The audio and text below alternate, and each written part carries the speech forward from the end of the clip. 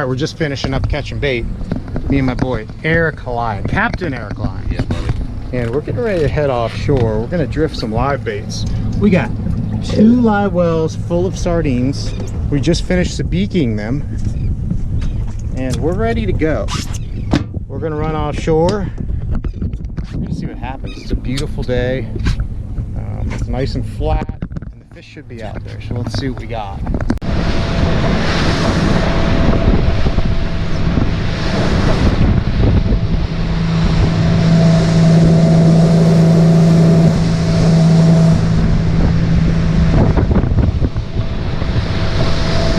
We arrived at our spot. We got the baits in the well. I'm just going to show you what I'm doing here. Basically, we're flatlining these baits, and I've got my rod's rigged with 40-pound braid. Then I've got an FG knot to about 15 feet of 40-pound monofilament, which gives a little stretch because I don't like fishing straight braid to fluorocarbon because there's no stretch. So I've got circle hook, 6/0 circle hook, and then about, I don't know, 5-6 feet of 60-pound fluorocarbon. So you get your sardine and you hook it in the throat, which is just under the pectoral fin, and that helps them swim down. That's the spot. So I'm letting my bait just kind of swim down, hooked in the pectoral fin, or you call it throat hooking. You know, if you're fishing where you want your bait to get down on a drift, you hook them in the pec fins and it pushes their head down and they swim straight down most of the time. If you want your bait on the surface, the best way to do it is nostril hook. Like if you're targeting sailfish a lot of the time, you're going to want your bait more on the surface. If you're not flying a kite, if you're doing a drift like we are, where we got the boat set up sideways and the wind's kind of pushing you along with the current, or that's kind of going to be your best option. Or if you want to separate the depths on your line without using sinkers. So just keep that in mind. And then you really just want to keep that tension on your bait, and as long as you keep the tension on your bait as it goes down, slowly letting it out, it's going to keep him digging down and diving deeper. And that's if you're in the zone where there's fish, you know, mid-water column. Like right now, I think we're in 250 foot of water. We want that bait to get down through the water columns, and that's where the tuna is, and whatever whatever bites are going to be on the surface. You know, you'll have the mahis, you'll have the sailfish. But right now we're trying to get some meat in the boat, so let's see if we can get a tuna. All right, we got Eric here hooked up down deep in the deep. Ooh, pulling some drag. Nice. Shove these props in the back. Make sure we don't have anything crazy going on, because we're getting the boat turned around now. We want to keep these rods out just in case we get whacked. This one up high, get it out of the way up there. Damn, bro, getting smoked on the little Tesoro. You can tighten it more if you need. The hook's set. It like 3 clicks. You're solid now. All right, so keep these out just in case. Eric's got his fish coming. There you go. Coming and coming. Let's see what we got going on. It's really gaining now.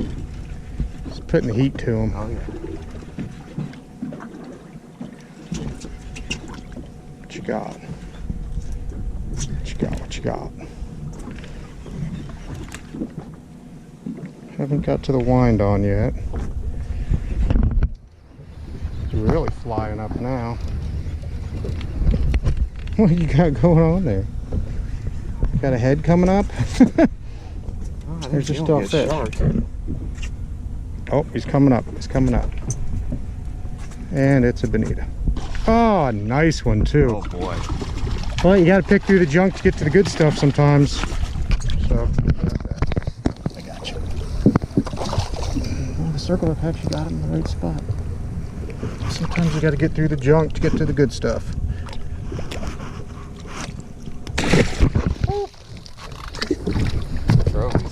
Well, that's a big rig right there.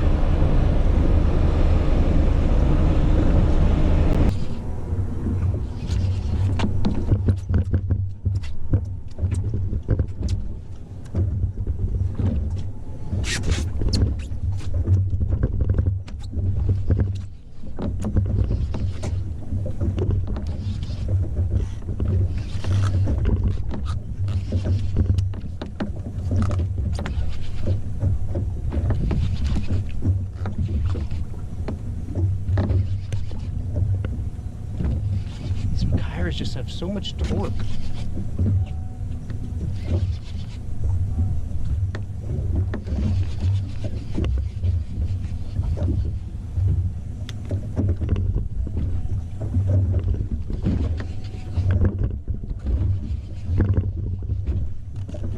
Very bonito-like.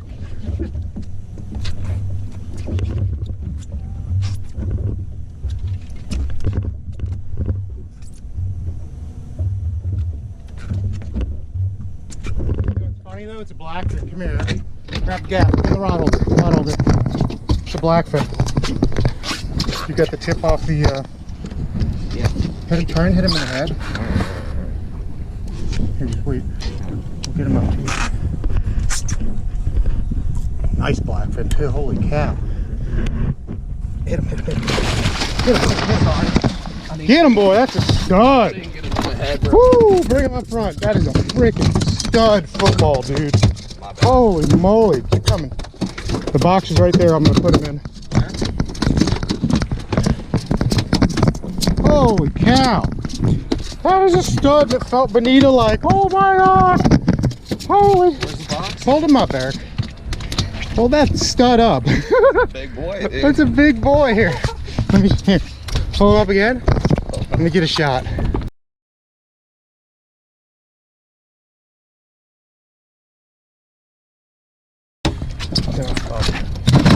Alright, he's going crazy. We're gonna try to pop him off.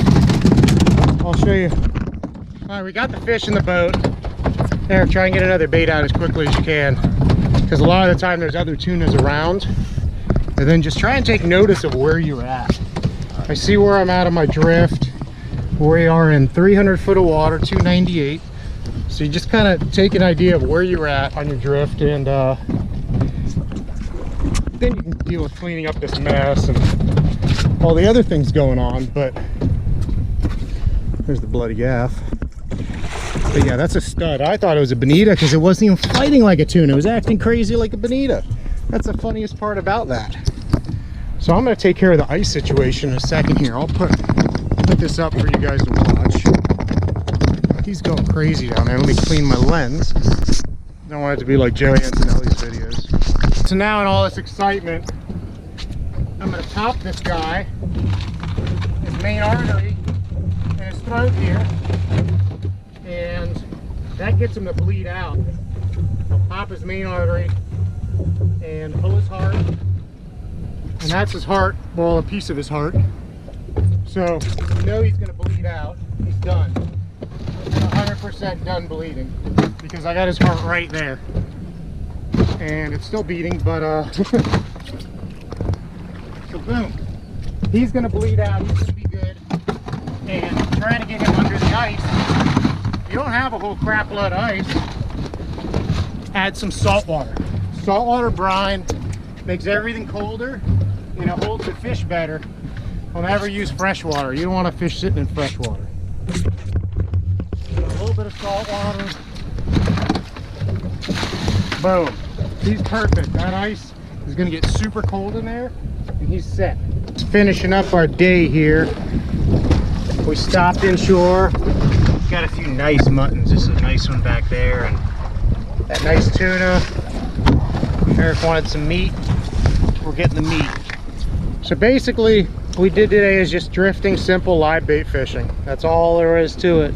You know what I explained earlier, if you go out wherever you're from in that area and do that kind of fishing, you're guaranteed to, you know, have luck. You just got to be confident in what you're doing.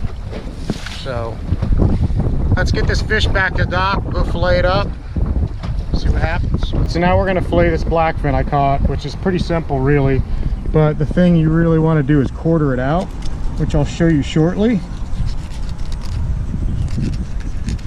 Basically you fillet it like any other fish.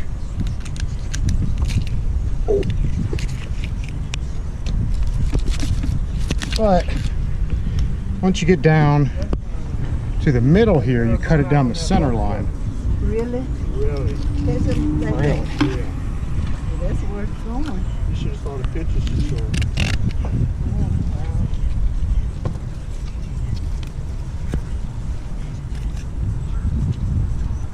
How do you manage to get them big? So now I'm I'm at the center line basically of the meat. Right down the middle here. That's where most of the bloodline is. You're just going to cut it like that. And then, once you get over the backbone, this side will be free. As long as you push down far enough. So now I'm kind of just raking it. And you can see there's the backbone, and I'm just riding along the backbone there. Alright, so now, as you can see, here comes one of the quarters. That's why we call it quartering it, because then there's going to be 4 pieces, obviously. So now, boom. Some of these head bones are kind of a pain in the butt, but you just got to kind of pop them out. So there. And there's your quarter. There's one of the chunks of tuna. So, you know, if you miss any meat, if you really want sushi, there's a little bit you can scrape off, and just depending how desperate you are, you can eat it. But basically, that's how you cut up a tuna. I don't need to show you anymore. I do the same thing on this side, flip it over, do the same thing on that side. Hope you enjoyed today's video. Thanks for watching.